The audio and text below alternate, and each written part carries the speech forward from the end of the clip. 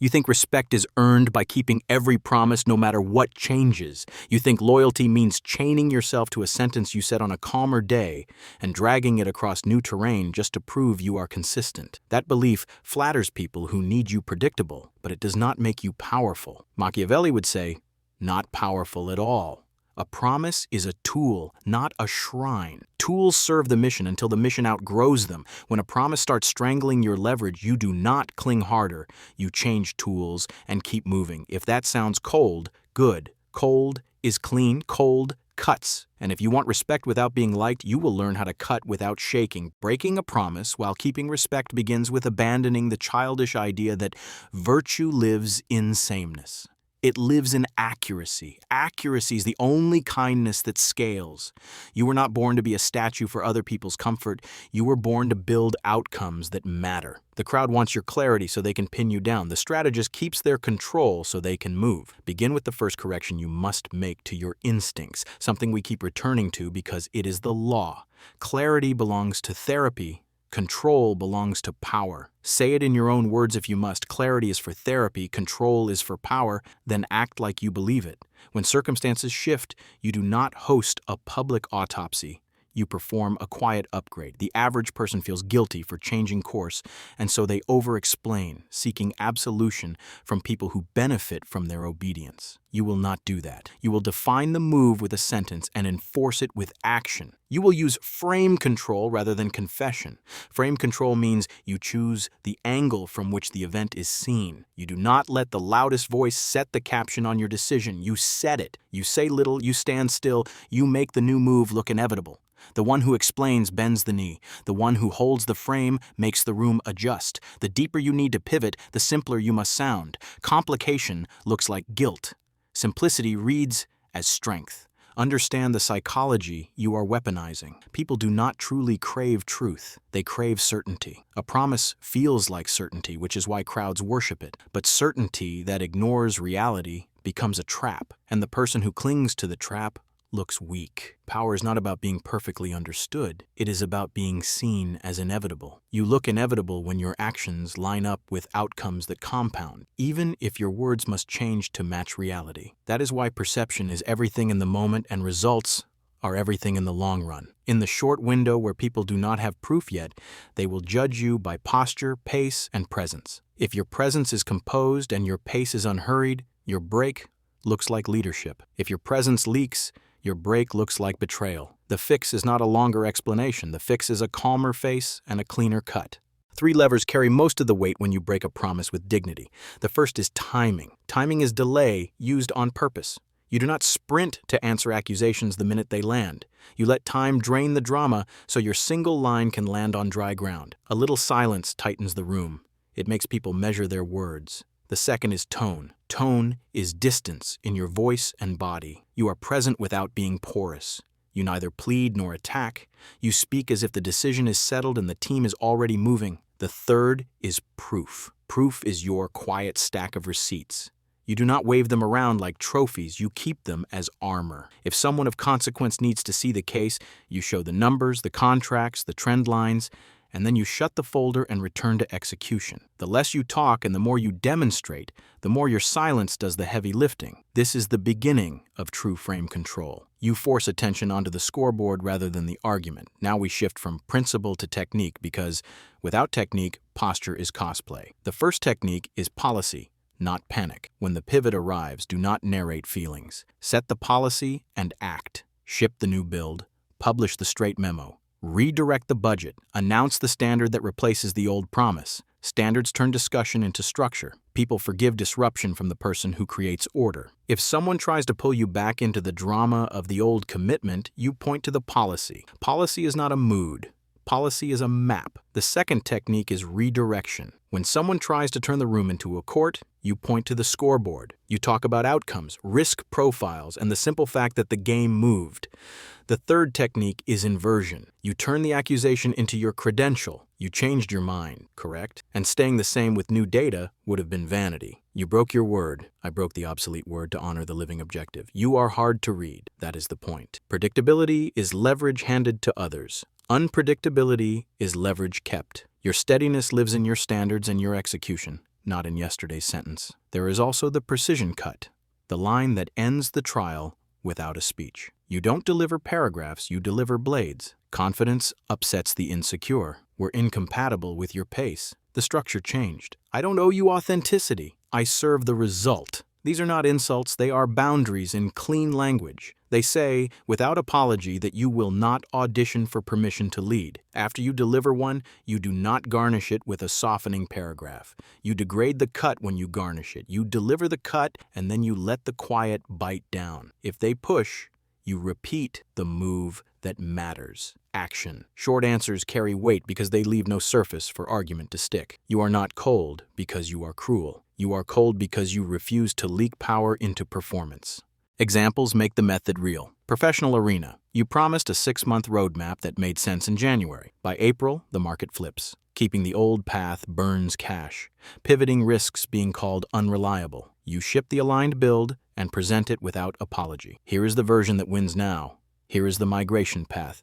Here are the numbers. You hold your face still, your voice even. You answer questions with short answers that point back to delivery. You do not produce long explanations, you produce a schedule. The clients who understand value stay and respect you more. The clients who only loved your predictability leave and free your calendar. Either way, your outcomes improve. Social arena. You promise to attend an event before a rare window opened. You cancel with one clean line. Can't make it, window for the deal opened. No fake illness, no oversharing, no guilt performance. People who value your purpose stay close. People who value your availability more than your work drift away.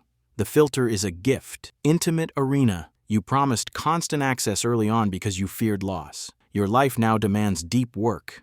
You change the agreement. You protect mornings, keep your phone dark when you create, answer when you choose. You don't weaponize quiet. You practice silence as power. Your presence becomes the explanation. Healthy partners adapt. Unhealthy ones try to make you a hostage of yesterday. You refuse the ransom. Online, the rules are ruthless and simple. You promised weekly posts. Then the product hit crunch time. You do not write an apology thread to strangers you owe nothing. You post value when it serves the mission and remove promises that fed the algorithm but starved the work. The timeline is not your courtroom. It is your billboard. You place what you want remembered for years, and you ignore what exists to drain you for minutes. When critics come, you do not argue. You let them write their essays while you write your release notes. You speak last with a launch that outclasses the noise. The longer they talk, the higher you look when your artifact lands. Their paragraphs become your pedestal. Guard your nonverbal as if it were policy. People hear your pace more than your paragraphs. Slow your speech. Keep your shoulders stacked. Hold eye contact like you are measuring distance, not begging for approval. Pause on purpose. Pauses force others to reveal themselves. If a room cannot stand your quiet, it will fill the gap with insecurity. Let that happen. The one who explains submits. The one who remains calm forces others to fill in the blanks. And silence, when delivered with presence, speaks louder than any justification ever could. When you finally choose to talk, say one sentence that advances the work, then move. To the insecure, your stillness reads as arrogance. To the competent, it reads as leadership. Critics will dress their control issues as ethics and accuse you of manipulation. They will preach that the only way to be respected is to be endlessly transparent and warm. Notice how their doctrine always makes you easier to manage. You are not abandoning integrity, you are practicing a higher integrity. Fidelity to the outcome you exist to deliver. The world is safer and richer when competent people steer. Power is gained not by being understood, but by being feared, respected, and untouchable. Fear, to be clear, is not terror, it is caution. People hesitate before crossing your boundary because they know there are standards and consequences. Respect, in this register, is not applause, it is weight. Your word is heavy because your results are heavy. Untouchable does not mean isolated, it means immune to petty pulls. That immunity is built one clean decision at a time. Now look again at the Prince, not as a dusty book, but as an operating system. It teaches appearance over essence in the minutes where crowds cannot read essence. You project reliability while reserving the right to choose. You reward loyalty in public while practicing loyalty to the mission in private. You will be accused of double standards by people who do not understand that power is a multi-level game. Let them sulk. In the moment-to-moment world, perception is everything, and in the quarter-to-quarter world, results are everything. You can keep both if you understand that showing reliability is different from surrendering your options. You appear steady. You stay flexible. That balance is not hypocrisy. It is governance. Keep a private creed that protects your focus. Never defend yourself. Clarify once at the level of policy. If the relationship warrants it, then execute. Defense invites prosecution. Prosecution invites theater. Theater steals your time. If someone matters, offer them a seat at the table and deliver 2 short lines and a plan. If they don't, let them talk to the wall of your results. A wall has no ears and no mouth. It has gravity. Gravity does not explain. It pulls. That is how you cultivate aura, a presence so composed and so secure that accusations evaporate before they land. Your immunity is not loud. Your immunity is calm. Long term, something beautiful happens. You become predictable in your unpredictability. People cannot guess your next move, but they trust that it will be the strongest available move for the mission. They start to align preemptively. They hand you better options because they know you will pick the best one. They respect the distance you keep, the delay you employ, the calm with which you arrive late to speak and early to decide. Your aura thickens. Your name becomes a boundary in rooms you have never entered. This is not the good reputation that demands you be soft and readable. This is strong reputation, the kind that makes people measure themselves before they casually invoke your name. Strong reputation is built on policy, not panic, on short answers, on frame control, on the willingness to speak last, and on the refusal to bleed into every conversation that calls your name. If a powerful rival tries to trap you in a public hearing over the broken promise, let them talk first, second, and third. You speak last. When you do not argue. You set the course. Given the current risk and opportunity, this is the plan. You cite minimal receipts, you name the outcomes, you publish the timeline. Then you stop. The floor settles because someone finally gave it weight. The trial ends because there is nothing left to try. The decision is moving, and anyone who wants to stay aboard knows the cost and the schedule. The room respects what it must organize around. That is frame control at scale. Do not confuse coldness with cruelty. Coldness is simply the refusal to leak. Cruelty is the desire to harm. You will be cold at the moment of decision so you can be warm in the results. Breaking a promise without breaking your posture is a kindness to the people who depend on you to lead. They do not need you perfect. They need you accurate. Accuracy sometimes requires the blade.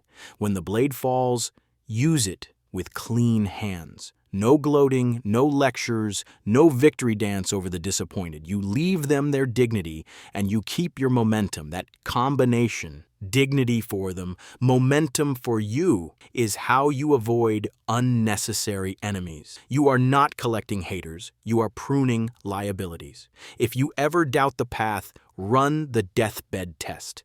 Imagine the future version of you who built what mattered. Ask that person whether they would keep the promise you made on a smaller day. If the answer is no, you already know what to do. The future you is the only judge you accept in private. The public is not invited. This test cuts away the vanity of being seen as consistent and leaves you with the dignity of being consistent with your mission. That is the strong reputation you want. Not predictability for its own sake, but predictability of purpose. People may dislike the move. They will respect the pattern. Here is the paradox you carry out of this room. The more you try to be understood, the more alone you look. The more you strive to be liked, the less you are respected. The less you explain, the more others are forced to explain you to themselves. Good. Let them work. You are not hiding. You are refusing to hand over your steering wheel to witnesses who won't help you carry the vehicle. You will choose distance when needed, delay when useful, and delivery when it counts. You will let the scoreboard speak. You will let the silence bruise. You will let posture do what paragraphs never can. And when the next promise starts strangling the mission, you will breathe once and make the cut. You will replace the apology with a standard. You will replace the essay with a sentence. You will replace the performance with a plan. You will keep your body calm, your voice low, your eyes steady. You will put the move on the calendar and you will walk toward it without flinching. People will complain, then copy, then pretend it was their idea. That is the cycle. What lasts is not their approval, but your result. Control the frame, and you control the ending.